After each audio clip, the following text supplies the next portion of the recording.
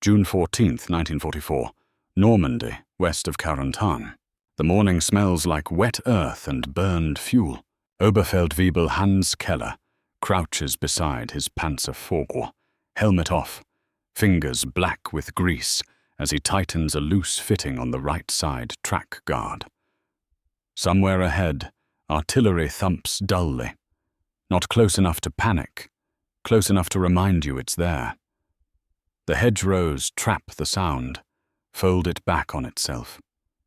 Normandy doesn't echo like the Eastern Front. Here, noise feels smothered, intimate. Keller wipes his hands on a rag and looks up just in time to see the first American tank nose through the gap in the hedges. A Sherman. He snorts despite himself. Da kommt er, he mutters. Here it comes. The nickname spreads quickly down the line. Tommykotcher. Lighter armor. A high silhouette. A gun that on paper shouldn't threaten a well-handled German panzer from the front. Keller has heard the stories since Africa. Shermans burn easily. Shermans die fast. Shermans are built by the thousands because they have to be. Quantity over quality. That's what they tell themselves. The Panzer IV's engine idles low behind him, a familiar vibration through steel and bone. His commander, Lieutenant Vogel, leans out of the turret, binoculars up, calm as ever. Vogel fought in Russia. He has seen real armor duels. T-34s charging through snowstorms, tigers prowling like gods among men. Compared to that, this feels almost easy. The Sherman advances cautiously, turret twitching as it searches. Behind it, another, then another. Keller counts 4 before Vogel lowers his glasses. Let them come closer, Vogel says. No urgency, no tension. They do. At 600 meters, the first shot cracks from the Panzer IV's long 75. Clean. Precise. The shell punches through the Sherman's glacis. Flames burst from the turret ring almost instantly. The American crew bails out, silhouettes stumbling through smoke. Someone laughs over the radio. Just like the manuals say, a voice crackles. Keller feels the old confidence rise. That sense of mechanical superiority, of order. German steel doing what it was designed to do. Training validated. Doctrine confirmed. But then something odd happens.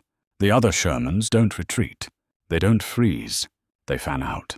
One drops smoke. Another fires high explosive into the hedgerow, blasting foliage and dirt into the air. A third pushes forward, despite the burning wreck beside it. Tracks grinding over debris. Keller blinks. That's bold, someone mutters. A second German gun fires. Another Sherman brews up. 2 kills in minutes. On any other front, that would have broken the attack. Here, it barely slows it. American infantry appear next. Figures moving low, disciplined, close to their tanks. Machine guns chatter. Mortar rounds start to fall with alarming accuracy. Keller feels the first impacts hammer the earth around the Panzer IV. Tracks! Vogel snaps. Watch the flanks! The Shermans keep coming. And when one takes a hit, not catastrophic, not fatal, it does something Keller doesn't expect. It reverses, not limping, not stalling, just backing away under cover of smoke, engine still running, turret still alive. 2 more Shermans slide into its place without hesitation. Keller stares. They're pulling it out, he says, half to himself. By early afternoon, the engagement breaks apart. The Germans hold the ground. Technically. 2 Shermans destroyed. Another damaged. But Keller notices what's missing. No abandoned American hulks beyond the burned wrecks. No knocked-out tanks left to rot. When the firing finally dies down, Vogel climbs out and lights a cigarette, face unreadable. They'll be back, he says. Keller nods. though he doesn't fully understand why. That evening they move the Panzer IV into cover. Fuel is already an issue. Ammunition, too. One shell jammed during the fight, slowing their rate of fire just long enough for American mortars to bracket them. Maintenance takes longer now. Everything does. Later, as dusk settles, Keller peers through binoculars toward the American lines. And there it is, the damaged Sherman. Not burning, not abandoned, surrounded by trucks, recovery vehicles, men working with practiced speed. Track sections swapped, panels removed, engine deck open.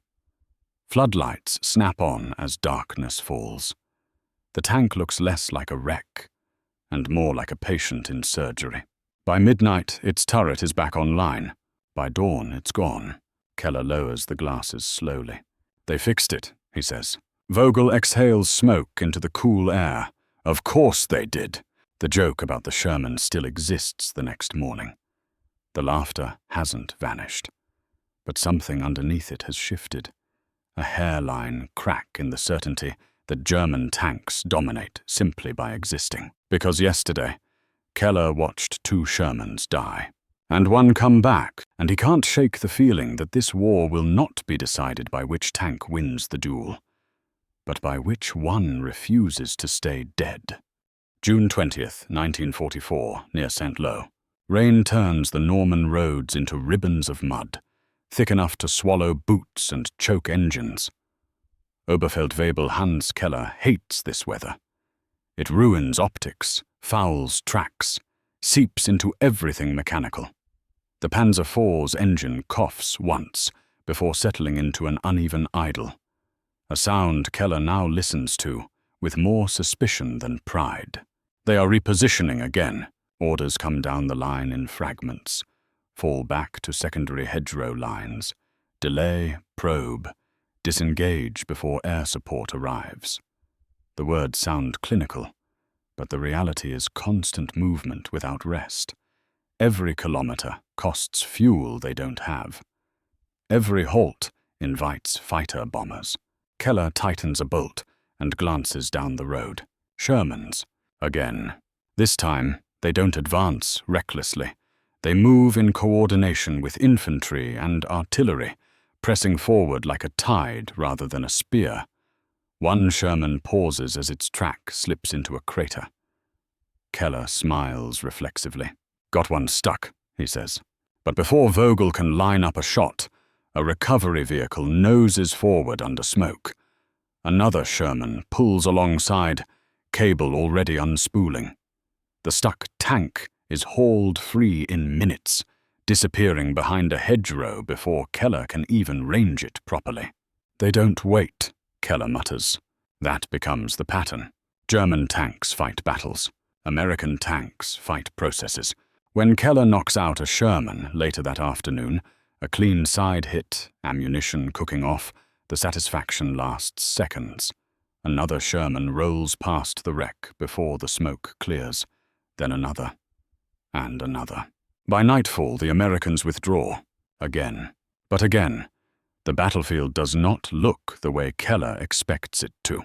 The German Panzer IV has taken a hit, not penetrating, but enough to shear a road wheel and crack a suspension arm. It can still fire. It cannot move, and that is fatal. There is no German equivalent of what Keller watched days earlier. No dedicated armored recovery team nearby. No spare parts truck waiting in the dark. No system designed for speed. The crew works by flashlight, cursing softly as rain slicks their gloves. The repair will take hours, if it can be done at all. Vogel radios for assistance. The reply is curt. No recovery available. Destroy vehicle if withdrawal required. Destroy.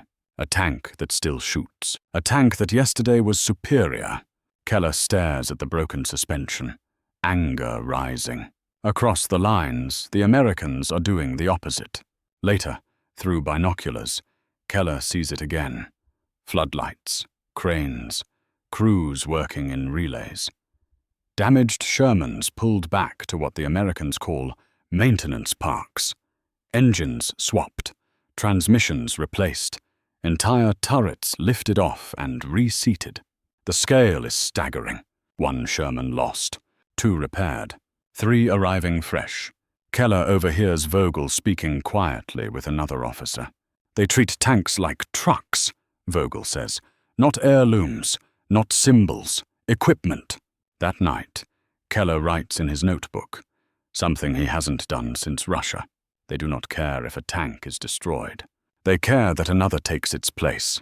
The realization settles slowly, like damp seeping through wool. In July, near Caumont, Keller finally encounters something worse than a Sherman. An M4A3E8, faster, lower, with a gun that snaps onto targets with unsettling speed. It still isn't a Panther. Still isn't a Tiger. But it doesn't need to be. During the fight, Keller lands a hit that should cripple it. The Sherman belches smoke, stops briefly, then fires back. The shot misses, but the message is clear. It keeps fighting. Minutes later, American artillery crashes down. Not random. Coordinated. German positions marked and bracketed with mechanical precision. The Panzer IV fires twice more before Vogel orders withdrawal. They limp away under smoke. The next day, Keller learns the Sherman he hit was recovered and repaired overnight. The Germans, by contrast, abandoned 2 vehicles during the same withdrawal. Engines intact, guns intact, crews alive. No fuel. No time. The contrast is brutal. At a rest halt, Keller overhears a maintenance NCO explaining it plainly. The Americans designed tanks so idiots can fix them, the man says bitterly. Ours need craftsmen. Keller doesn't argue. By August, rumors spread faster than orders. Panthers abandoned for lack of gasoline. Tigers blown up by their own crews after final drive failures. Entire companies reduced not by enemy fire, but by logistics. And still, the Shermans keep appearing, in numbers that feel obscene. At night, Keller dreams of a Sherman burning, and then rolling forward anyway, blackened but functional, crew switching out like shift workers. He wakes angry, not at the enemy, at the lie he believed. The Sherman is not better because it survives hits. It is better because it survives loss. And as Keller stares at his Panzer IV, heavier, more complex, increasingly irreplaceable, he understands the cruel truth settling over the Western Front. This war is no longer about whose tank wins the fight. It is about whose tank comes back tomorrow. August 8th, 1944, south of Falaise. The battlefield smells wrong.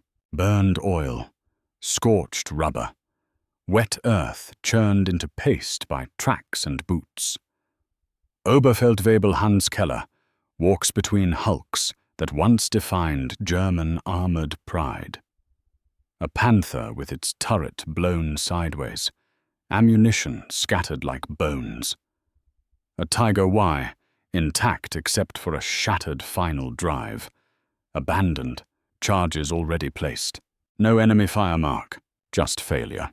Keller runs a hand along the Panther's glacis. Thick, impressive, useless now. The crew stands nearby, silent, helmets off, faces grey with exhaustion rather than shock. They didn't lose a duel. They lost a calculation. Fuel ran out first, then time, then the option to save the machine. American artillery rumbles in the distance, not frantic, not celebratory, methodical, like a clock advancing. Keller remembers mocking the Sherman in 1943, back when German crews joked that it burned if you looked at it wrong. Tommy Cooker. He remembers the confidence that came with thicker armor, longer guns, superior optics. All of it assumed one thing, that battles decide wars. Now, surrounded by abandoned wrecks, Keller understands that battles only matter if you can stay in them. A liaison officer arrives with orders. Break out east, small groups, destroy anything that cannot move immediately. Keller looks at his Panzer IV. It still runs. Barely. The engine whines in protest. Every kilometer is a gamble. They move at dusk. Within 10 minutes, Jabos appear. American fighter bombers sliding down through the clouds, engines screaming. Keller's driver swerves instinctively, throwing the tank into a ditch as rockets streak overhead. When the dust settles, the road behind them is a graveyard. German vehicles burn in a line, immobilized, trapped by their own weight and complexity. No recovery crews, no spare engines, no standardized parts that can be swapped in the field. Keller's Panzer IV claws back onto the road. It survives the night. Most do not. 2 days later, after slipping through a gap in the encirclement, Keller watches American columns advance along parallel roads, Shermans nose to tail, interspersed with half-tracks, fuel trucks, recovery vehicles, ambulances. It is not a spearhead. It is a bloodstream. One Sherman throws a track after hitting debris. Keller expects the column to stall. It doesn't. The tank is pushed aside. Traffic flows around it. Within minutes, a wrecker arrives. By the time Keller's battered group reaches the next tree line, the Sherman is already back in line. This is not bravery. This is design. Later, Keller listens as a captured American tanker is questioned nearby. The man is young, relaxed, dirty, but well-fed. "You lose a tank," a German officer snaps. "Doesn't it bother you?" The American shrugs. "We'll get another." Not arrogance, certainty. Keller feels something shift permanently. German tanks were built to win fights. American tanks were built to win wars. That difference now defines everything. By September, Keller's unit no longer talks about kill ratios. They talk about operational hours, about how long a tank can stay moving before something breaks that cannot be fixed. Panthers are feared, but dreaded to command. Tigers inspire awe and paralysis. Every breakdown is a potential execution order. Meanwhile, Shermans are everywhere. Some scarred, some patched, some visibly rebuilt. Mismatched panels, fresh welds, replacement turrets. They look ugly. They look alive. At a crossroads near the German border, Keller finally sees it clearly. A row of knocked-out Shermans sits by the road, blackened and twisted. But behind them, new Shermans idle, crews laughing, engines humming steadily. The wrecks have not slowed the advance. They have been absorbed. Keller realizes then that the Sherman's greatest weapon is not its gun. It is forgiveness. Forgiveness for mistakes. Forgiveness for damage. Forgiveness for loss. The German tanks offer none. They demand perfection and punish deviation with abandonment. As Keller's Panzer IV finally dies weeks later, transmission failure, no replacement available, he orders the crew out and sets the charges himself. The explosion is loud, final, and utterly meaningless, because beyond the smoke, the American columns keep moving, uninterrupted. September 14th, 1944, near Nancy, France. Staff Sergeant William "Red" Hawkins is not impressed by knocked-out tanks. He's seen too many. Hawkins crouches beside a Sherman, whose right side is cratered by a Panzerfaust hit. The armor is peeled outward like a crushed tin can. The track lies twisted 10 meters away. The turret is frozen at an awkward angle. Oh, to a German tanker, this machine would already be dead. To Hawkins, it's a job. "Engine's fine," he mutters, rapping the hull with a wrench. "Transmission too. We'll need a new bogie, track run, and probably a spare turret ring if we can find one." The crew stands nearby, helmets off, smoking. No panic, no grief. They'll have another tank by nightfall, either this one or a replacement pulled from the depot rolling in behind them. This is the part of the war most German crews never see. Behind the Shermans, sometimes only a few kilometers back, sits an entire parallel army. Maintenance battalions, ordnance companies, Mobile depots stacked with engines, transmissions, road wheels, spare guns. The Americans do not repair tanks after the battle. They repair them during the war's forward motion. Hawkins signals to a wrecker. The Sherman is lifted, towed, dragged to the side of the road. Traffic flows around it without slowing. The advance does not pause for sentiment. By dusk, the crew is reassigned to another tank. By dawn, Hawkins is bolting parts onto the wreck. By noon, it's moving again. German intelligence reports notice this and struggle to explain it. They count kills carefully. Panthers destroyed, Tigers disabled, Shermans burning. But the next day, the number of Shermans on the line looks unchanged, sometimes higher. At a captured maintenance park near Metz, German officers finally glimpse the truth. Rows of Shermans sit with engines removed. Identical mounts, standardized fittings. Crews work without hesitation, swapping parts like mechanics at a factory floor. No custom machining, no hand-fitted solutions. Everything fits. Everything is designed to be replaced by someone who learned the task last month. A German officer whispers, "They repair tanks like trucks." He does not mean it as praise, but that is exactly the point. In German doctrine, tanks are masterpieces. Complex, finely tuned, dependent on skilled crews and precision maintenance. A Panther engine change takes days, sometimes weeks, and often requires factory-level support that no longer exists. In American doctrine, a tank is a platform. If one breaks, you fix it. If it can't be fixed quickly, you replace it. If it's destroyed, you absorb it. The Sherman is built around this assumption. Its engine can be removed with field equipment. Its transmission can be swapped roadside. Its gun can be replaced without realignment rituals. It leaks oil. It rattles. It survives. By October, American armored divisions report something unprecedented. More tanks return to service than are lost. Not because they aren't being hit, but because damage is no longer final. German tankers notice the psychological effect first. They knock out a Sherman in the morning.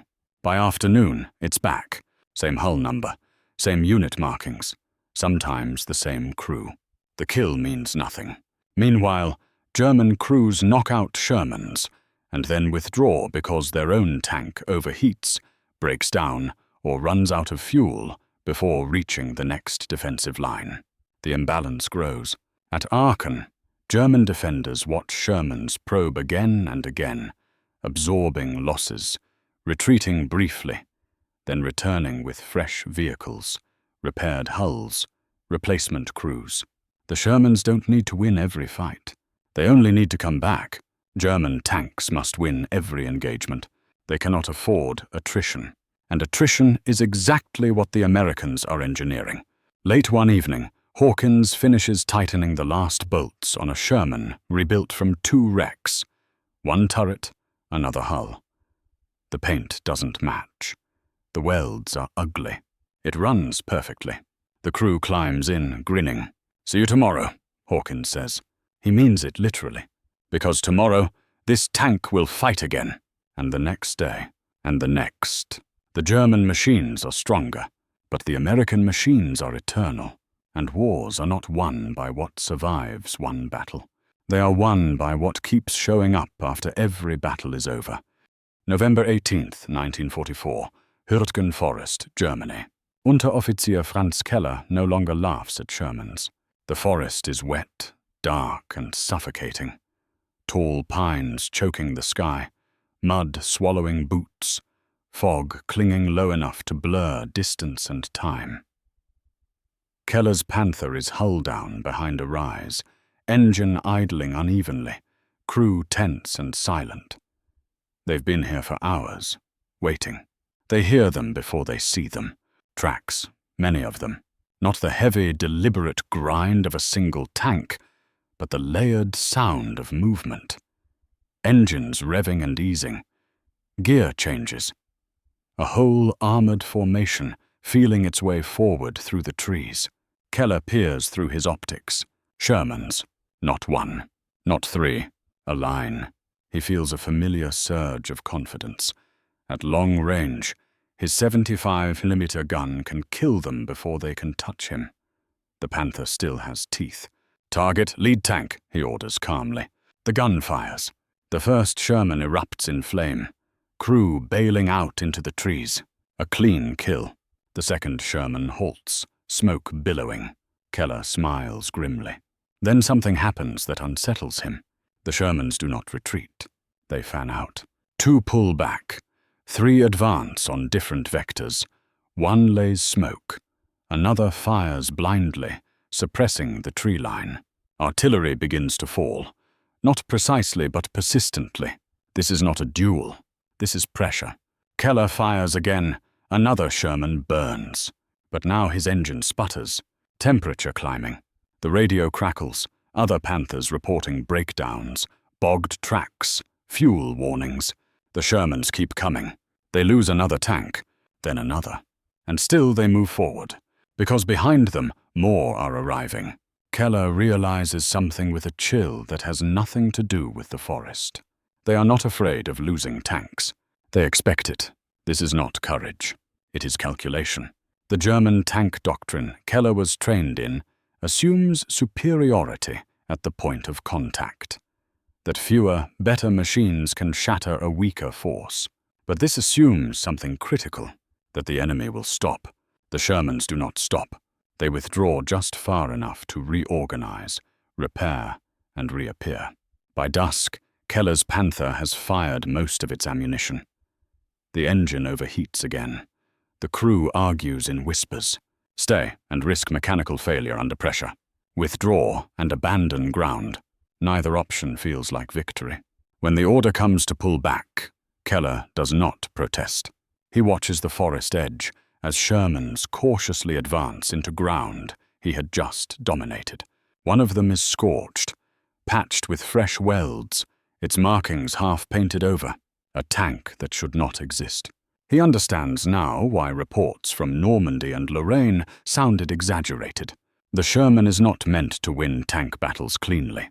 It is meant to be present after tank battles. Weeks later, during the Ardennes counteroffensive, the truth becomes unavoidable. German units achieve surprise. They punch through. They inflict losses, and then they stall. Not always because of resistance, but because their machines cannot keep moving. Panthers run dry. Tigers break final drives. Roads choke with immobilized vehicles, destroyed by their own crews. Meanwhile, American armored units absorb the shock, fall back, reorganize, and come back with repaired tanks, replacement hulls, fresh crews. German commanders begin using a new phrase in their reports. Enemy armor reconstituted rapidly. It appears again and again. At Bastogne, at Saint-Vith, at the Our River. The mockery disappears from German conversations. No more jokes about Ronsons. No more dismissal of American tanks as expendable junk. Because expendable does not mean ineffective. It means designed for loss. And designing for loss means you survive it. By January 1945. Keller's unit has lost more Panthers to breakdowns than enemy fire. He has watched Shermans destroyed in the morning roll back into action days later, sometimes hours. He has never seen a Panther do that. One night, as his crew abandons another immobilized vehicle, Keller looks back at the hulking silhouette, knowing it will be destroyed by artillery or air power before dawn. He thinks of the Shermans he killed. They mattered, but not enough.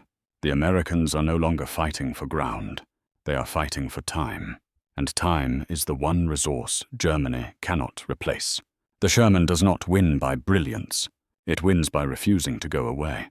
And by early 1945, German tank crews understand the final truth. The war is no longer about whose tank is better. It is about whose tank still exists tomorrow. March 7th, 1945, west of the Rhine, near Remagen. The bridge is still standing. That alone feels unreal. Captain James Red Holloway, U.S. Army, 14th Armored Division, stands half exposed in the turret of his Sherman, staring through drifting smoke at the Ludendorff Bridge. German demolition charges have failed. The Rhine, the final natural barrier everyone assumed would slow the Allies, lies open in front of him. Behind Holloway, Sherman's queue nose to tail on the road, engines idling, crews waiting with a patience born of experience. Some of the tanks bear fresh scars, replacement road wheels, mismatched armor plates, hasty weld seams still dark from repair. These tanks have been here before, not this bridge, but this moment. Holloway taps the side of his turret and drops back inside. "Move up," he orders. The Shermans roll. Across the river, German resistance is fierce but fragmented. Anti-tank guns fire from rubble. Panzerfaust teams dart between buildings. One Sherman takes a hit, track blown clean off. The crew bails out, shaken but alive. The tank does not burn. A recovery vehicle is already moving. By nightfall, engineers throw a Bailey bridge beside the damaged span. More Shermans cross. Trucks, fuel, ammunition. Maintenance units follow immediately behind the armor. This is not exploitation. This is inevitability. German tank crews watch from the far bank with a familiar sense of helpless recognition. They know what is coming next because they have seen it since Normandy. The Americans will not pause. They will not wait for perfection. They will feed the crossing until resistance collapses under repetition. In a village outside Cologne, Oberleutnant Franz Keller sees Shermans again. But now there is no humor left in his thoughts at all. His unit has been reduced to infantry support. The Panthers are gone. The spare parts never arrived. A Sherman rolls past him, close enough that he can see the crew commander scanning calmly, one hand resting on the hatch rim. The tank's engine sounds smooth, reliable, predictable. Keller realizes something bitterly ironic. The Sherman behaves the way German tanks were supposed to behave. Not invincible, but always available, always repairable, always backed by another. By April, German after-action reports stop comparing tank models altogether. The language changes. They speak of material superiority, of repair capability, of overwhelming replacement. These are not tactical terms. They are industrial ones. American armored units no longer track individual vehicles with the same reverence. A Sherman is damaged, logged, pulled back, repaired, or replaced. Crews are reassigned seamlessly. Loss is accounted for before it occurs. German crews, by contrast, fight knowing that each tank destroyed is final. Each breakdown is permanent. Each retreat leaves wrecks that cannot be recovered. In the Ruhr, entire armored units disintegrate, not from battle, but from exhaustion of machines. The Sherman rolls through all of it, not because it is the strongest, but because it is supported by an ecosystem designed for motion. Henry Kaiser's shipyards fed the ocean. Detroit's factories fed the land. Forward repair depots fed the front. The Sherman is not a weapon. It is a node in a system, and systems outlast machines. On April 25th, American and Soviet forces meet at the Elbe. The war in Europe is over in all but paperwork. Holloway parks his Sherman beside a ruined farmhouse and cuts the engine. For the first time in months, there is no immediate order to move. He climbs out and looks at the tank. It is dented, scorched, ugly, and still running. Nearby, German civilians stare at the column passing through their village, not at the soldiers, but at the sheer number of tanks, trucks, and vehicles flowing endlessly east. No single machine dominates their memory. The flow does. That is how the argument ends, not with one tank proving better than another, but with one philosophy proving unstoppable. The Sherman did not defeat the Panther in a duel. It defeated it by surviving the war that destroyed everything else.